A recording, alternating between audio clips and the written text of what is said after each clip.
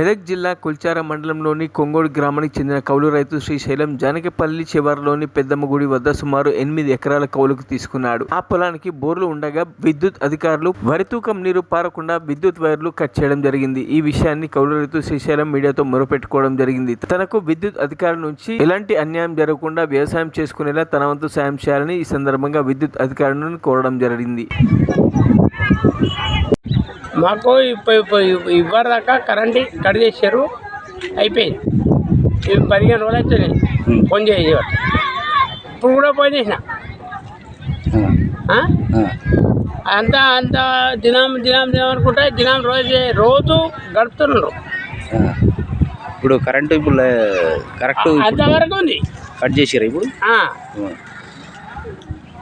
అంటే ఇది ఎండిపోవాలనుకుర్రా పగబట్టి కూరలతో లెక్కన అర్థమైంది. ఇప్పుడు జానకపల్లి శివారు, ఇది జానకపల్లి శివారు. ఇంకొకటి నేను చేస్తున్నాం,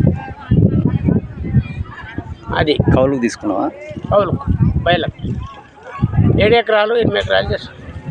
అంతా లేదండి, అంతే. ఇదంతా గందరగోళం చేస్తున్నారు. అంటే కరెంట్ వాళ్ళది ప్రాబ్లం. కరెంట్ అయినా మొత్తమే వస్తలేరు. లైన్ మెయిన్ వాళ్ళు లైన్ మీద ఎవరో నాకు తెలియదు. నేను ఫోన్ చేస్తే ఇప్పుడు ఏమంటుండంటే ఇంకొంచెం బతిని నడిపిస్తాను. మరిన్ని అప్డేట్స్ కోసం మా ఛానల్ని సబ్స్క్రైబ్ చేయండి.